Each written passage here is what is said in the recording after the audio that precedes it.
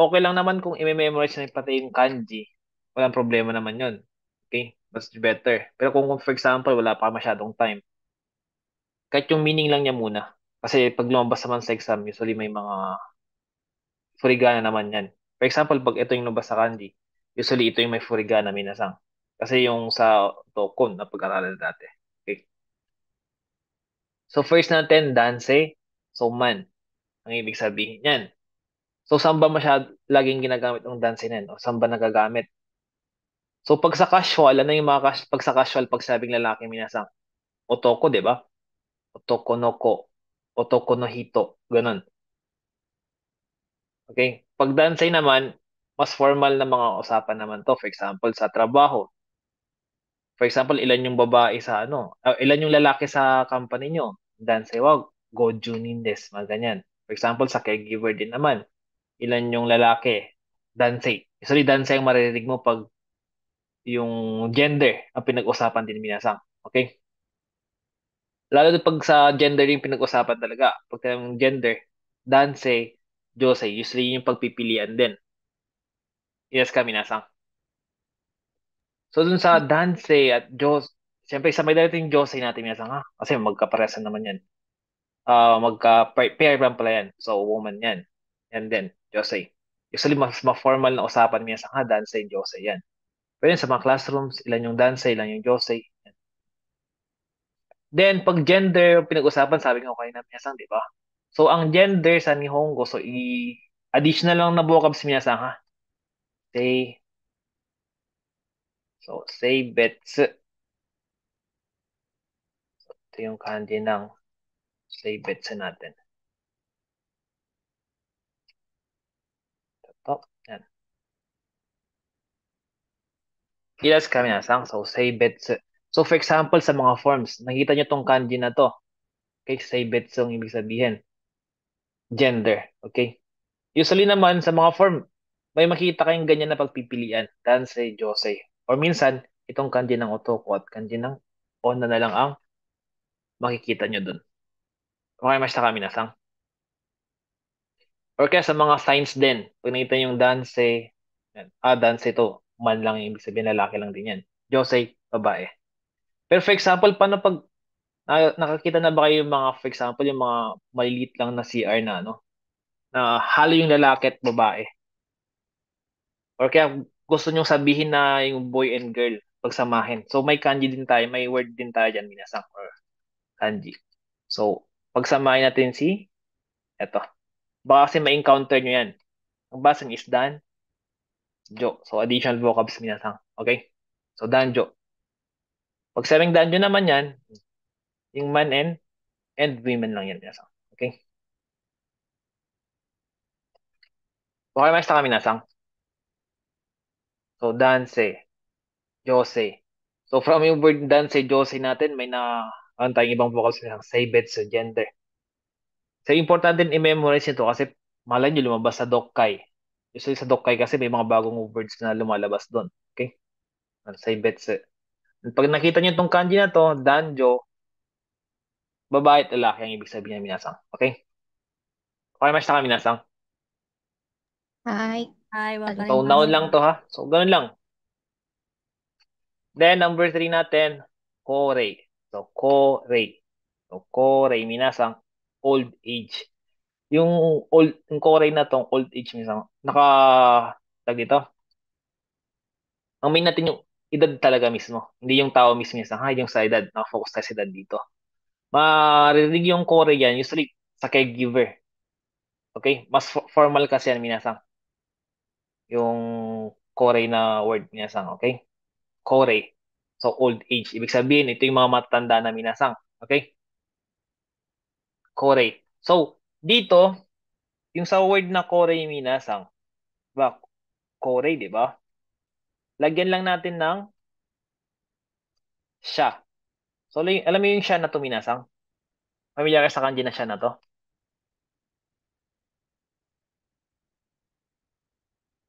はい、先 Pag 生。nakita yung siya na to, そう person, minasang ang ibig sabihin yan, person. Sa mga isya, mga ganon. Okay? Pag may nakita yung nani siya na ganyan minasang, ba, kay siya, yung mga, ay, kay siya. Iba yung siya. Ba? Yung mga isha, mga ganun, okay?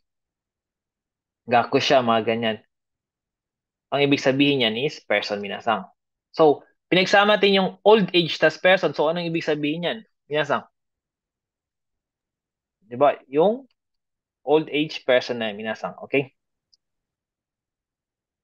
Minasang,いいですか? Ito, ito. So, lagyan natin ng kore siya. So, yan minasang. Minasang, daijoubu? Kore and kore siya. Old age person. So, sa Dokkay, baka lumabas din to. Ilagay nyo na lang din minasang. So, wala namang problema kung dadagdag nyo. Kore siya. So, yung, tapos lalagyan natin ng sinama ng kasakay. Kasakay. Yan. Ito naman yung pag sa caregiver kasi makaka-relate to minsan eh. So, sa mga hindi siguro caregiver, kahit wag nang tawag dito, wag nang i-memorize. No? Kasi ito yung, di ba yung society ng Japan minsan, yung ano nila, di ba yung population dito, mas marami na yung matanda. Di ba? Kaysa sa, tawag dito, kaysa sa mga basbata nila, di minsan. Okay? Additional na lang din yan, additional. Kore siya shakai. Kahit wag na siguro to, dagdag lang sa mga caregiver. Okay. Then, so, Toshi uwi. Ito naman kayo na ito yung old age. Old age person. Ito, mas formal yan. Pero yung mas ano minsan, yung mas casual lang konti. Pag sabing Toshi uwi. Ito yung mga matandang tao. Elder minsan. Okay? Elder person. Mas casual to na ginagamit itong Toshi uwi minsan. Wakarimashita ka? For example, pag ginamitan mo naman ng tawag dito,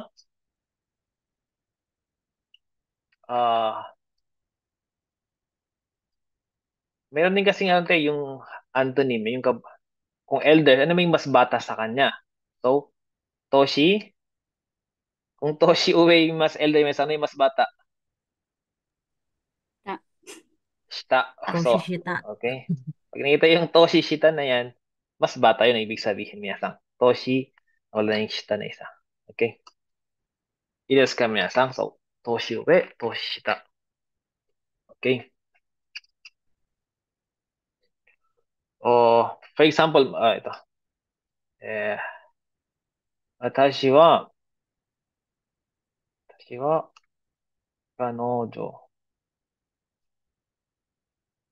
女、彼女より、彼女より、え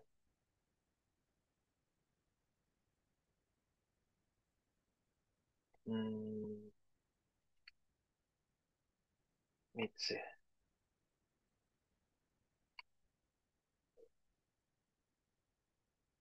wala na yung kanji ko ng 3つ。年上。年上だ。年上です。So, unang pagkakaintindihan niya sa watashi wa kanojo yori 3つ年上だ. So, analyze 皆さん。私は、では、私は、彼女より、yung yori natin, di ba? Yung yori natin, 皆さん。kesa, ako ay blank kesa ay kanojo. So, toshi uwe, elder, di ba ibig sabihin? Mas Tanda. tanda. So, mas matandang tatlo yung mga hitotsu, futatsu kasi ang gamit na. Ibig sabihin, mas matanda ka ng 3 taon kay kanojo minasang. Okay? Pag binaliktad mo toshi shita, mas bata ka naman ang ibig sabihin. So, yun. So, toshi uwe, toshi shita. Pero for example, sa Dokkay minasang lumabas, mga toshi uwe, mga ganyan ang ginagamit. Or kaya, ang nabasa nyo, korei siya. Sa Dokkay, di ba, manghaba nung babasahin nyo sa reading comprehension. Pero pagdating sa, kunwari, sa question, tas ano, anong topic about sa ganito? Alam mo yung topic about sa korei siya. Pero yung pagpipilian, wala kang makita ang korei siya. Pero nakita mo yung si Toshi Uwe. So, ibig sabihin, minasang, parehas naman silang matanda, di ba? Nagagets ba? はい。 Kumbaga, synonym pa rin naman sila. So, importante yung ganyan sa vocabs minasang, ha? Yung mga connections nila. Ano yung pwedeng ipalit kay kore siya? Di ba? Pag formal, kore siya. Pag mas casual, si Toshio. Di ba? Yun. Kung vice versa, Toshio yung nakita mo sa ano, tapos kore siya yung ginamit. Okay? So, isa lang ibig sabihin ng minasang. Okay, mas ka? So, yun yung sikreto sa ano わかりまし kasi た。sa reading comprehension. Mas madami kayong vocabs.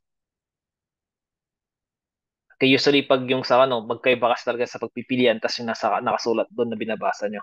Okay? Diyan, tapos na tayo sa Toshio at Toshihita. Saan naman tayo? Meuwe. So, Meuwe minasang superior. Narinig niyo na ba to sa company nyo? O sa workplace nyo minasang? はい、先生。So, pag saan Meuwe, yung superior nyo yan. Ilas ka? Yung mga boss nyo. Yung mas mga nakakataas sa inyo. Okay? For example, ano kata wa watashi tachi no miyuwe da.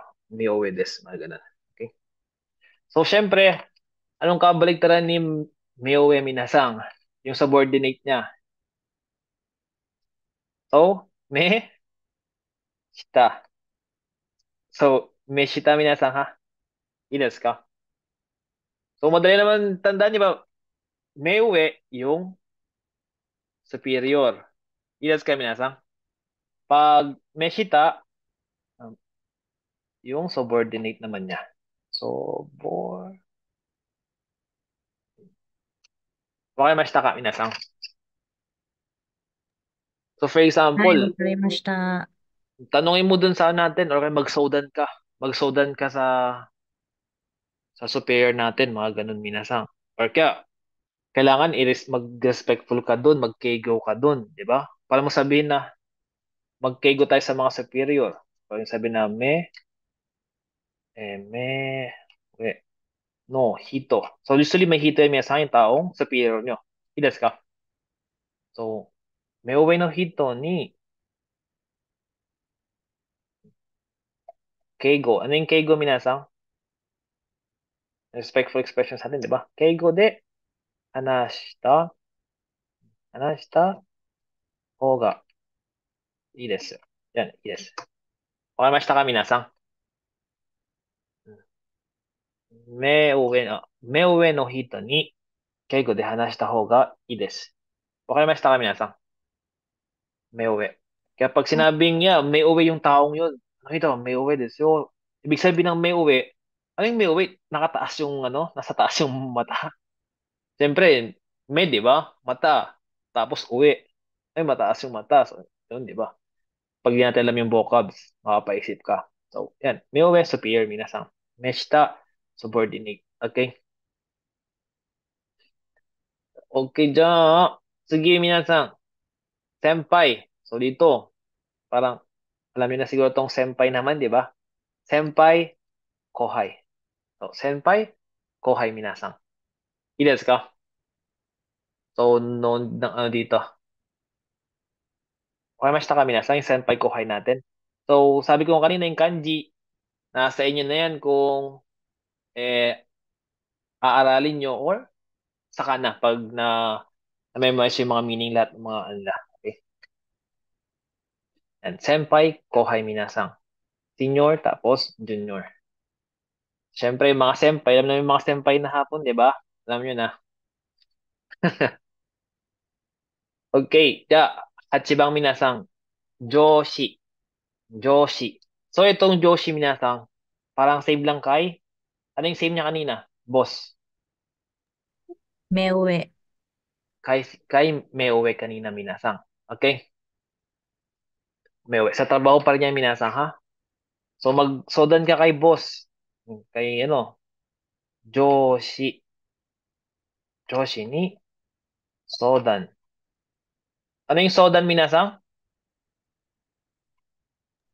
Yes, To ano yung Sodan? consult. Consult, minasang, ha? So, consult. 上司に相談してください.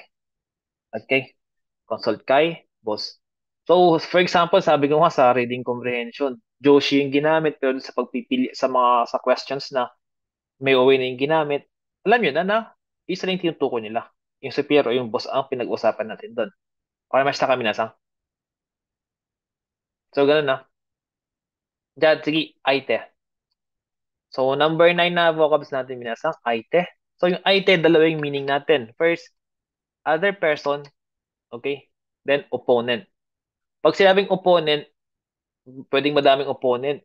Okay? Basta kalaban mo sa games, mga ganyan. Sa mga match minasang. Okay? For example, malakas yung mga kalaban natin na ano. Sa next basketball match natin, malakas yung mga kalaban natin dun. Di ba? Sige no, basketball na siya eh. Haite ga tsuyoy. So, lagyan natin. Sige no. Okay, next game. Aite. So, yung aite minasang ha. Aite ga tsuyoy. So, yung tsuyoy, malakas minasang, di ba? So, yan. Ito yung opponent minasang ha. Baka mas ka minasang. So, depende sa pinag-usapan niya yan. Pag pinag-usapan niya yung mga match, mga ganyan, opponent yung ibig sabihin nun. Pero yung isang meaning ng aite minasang is other person. Kumbaga yung mga kasama mo. Okay? Baka mas ka minasang. Or kayong kausap mo. Ito, may example tayo dito minasang. Aite no me. Anong aite no me minasang? So, ano ibig sabihin ng aite no me? Aite no me o mite hanashimasu. Hanasu. So, anong ibig sabihin ito minasang? Aite no me o mite hanasu. May pag-usap na? So, pag may pag-usap ka, titingin ka sa mata ng Other person. other person. Okay? Siyempre, hanasu, di ba? May pag-usap. Siyempre, kung sino yung kakausapin mo, yun yung other person mo. Okay, mas sa minasang. Okay? So, aite. Diyan, pag sinabing, for example, minasang to, additional vocabs natin, hanashi. So, pag nakita nyo yung hanashi minasang, di ba? Tapos tong aite na yan, hanashi aite. So, sa tingin nyo, ano ang ibig sabihin ng hanashi aite minasang? Hanashi aite minasang. Do. Taong kausap. So, yung taong kausap. Parang hirap naman, ano yung English ng taong kausap. Madami kasing meaning ng hanashi aite. So, pinaka madali na yung taong kausap. So, minsan pag sa mga medyo mas complicated na ano, yung hanashi aite, ito yung, for example, pwede maging mga advisor, mga ganun. Okay? Pero doon na lang muna tayo sa taong kausap niya sa nga. O person, with whom to. Yan. Ganyan na lang, pagtsagaan nyo na lang. Okay? Tao mga kausapin. Hanashi aite. So, kekkon. Ano yung kekkon, minasang? Married. So, kekkon aite. So, ano yung kekkon aite? Taong papakasalan. So, marriage partner naman, minasang. Okay? Kekkon aite. So, okay na ba kayo sa may kanji ng kekkon? Kita natin ng furigana. So, kekkon aite. Marriage partner. So, ito yung taong kasalan, minasang. Ilas ka, minasang. Kekkon aite.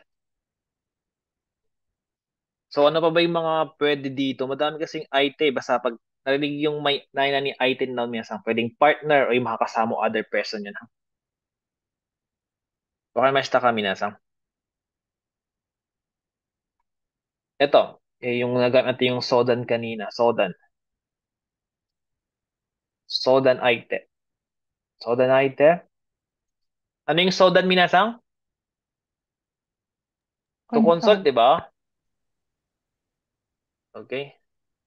So, ibig sabihin, person to consult with, parang ganun, okay? Someone to consult with. Wakamesta kami nasang? Someone. So, what na wala na yung, my God. Nangyari doon. Okay?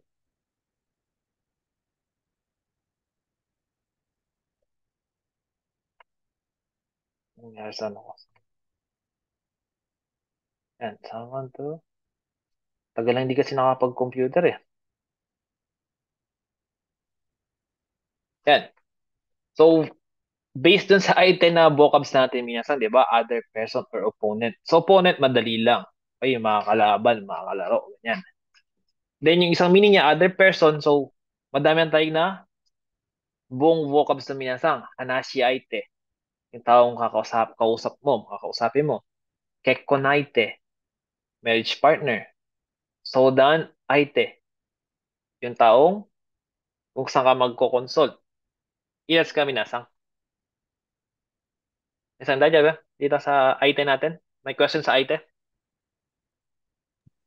Wala, Minasang. sensei.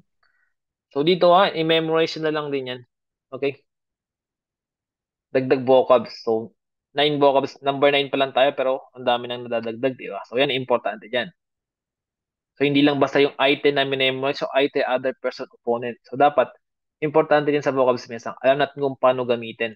O saan yung mga laging na ano yung mga palaging gamit niya. For example, to yung dugtong sa hanashi, sa kekkon, sa sodan, mga ganyan. Okay? So ganun lang. Next natin, Shiri-ai. So, Shiri-ai, familiar ka sa Shiri-ai minasang na vocabs, no? Shiri-ai. Minasang, Shiri-ai, acquaintance, kakilala, okay? Minasang, daijoubu desu ka? Ay, daijoubu desu.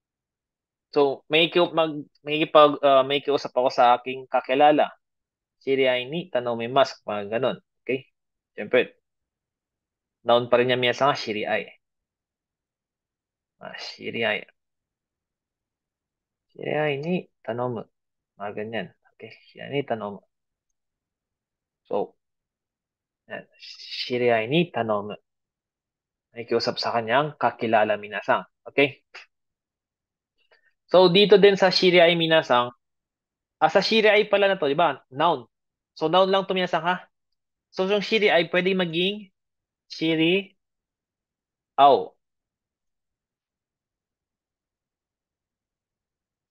Ilas ka minasang Shiri-ao. So, ano yung ibig sabihin ng Shiri-ao na? So, Shiri-ai mas. Kumbaga, minasang Shiri-ao. Ano na magiging yan? To know someone. Ito na yung magiging meaning niya minasang. Okay? Saan kayo nagkakilala? Diba? Doko de shiratan desu ka? To ka. Okay? Minasang. Minasang, daijoubu? Shiri-ai. Shiri-ao. Shiri-ai yung noun lang. Okay? Ito yung parang tao to. Minasang yung na tao. Kakilala mo. Okay? Pero pag yung verb na to get to know someone ng gusto natin ano shiri-ai mas lang yan. Shiri-ao. Okay? Group 1. Minasang ha? Shiri-ao. Shiri-atta. Shiri-atte. Okay? Minasang idas ka? Hi, Sensei. So, Ay. ano naman yung particle nito pag ano? For example, sa Tokyo, nagkakilala kami sa Tokyo ng aking girlfriend. So, Tokyo de, kanojo blank, shiri-ai mashita. So, anong particle ng person dito?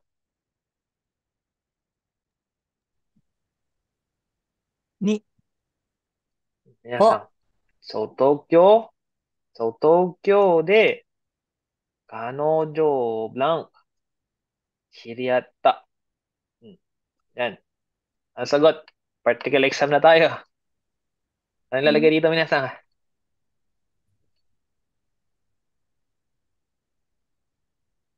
Minasang. Oh. Ni Sensei. Oh. Ayumasu. Pag sa person minasang, magiging to yan ha. To. To. Yan, fixed particle yan. To. So, Kanojo to. So, person to. Shiraimashita. Okay? Siyempre, kung saan yung place, alam niyo yung particle din yan. Ilas kami nasang? Minsan tayo, Jeff. はい。はい。 Yan. Oh. So, yun. So, yun na yung shiriai natin na. Yung shiriai, isipin nyo na lang, yung shiriai, ano rin yan, pwede maging verb. Shiriai mas. Diba? Shiriao. So, ano pa ba yung mga natin dito? Acquaintance. Ilagay na rin natin to. Baka lumabas din sa inyo. Anong basa niya, minasang? Wala niya nga.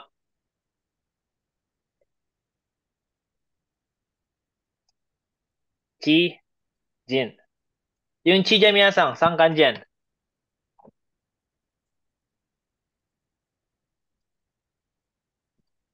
Minasang. Sino nakatanda niya sa kanji na yan?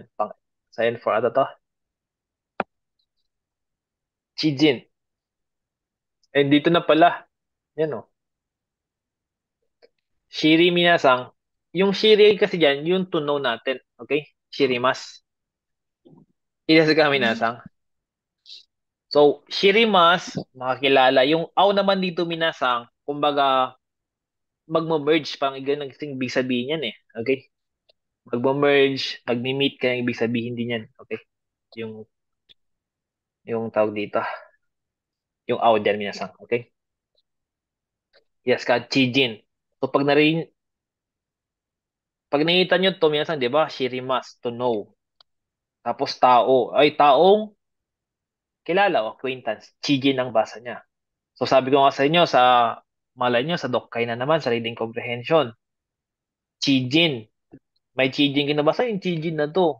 Tapos yung sa shiri ay sa pagpipilian, shiri ay yung lumabas. Di ba?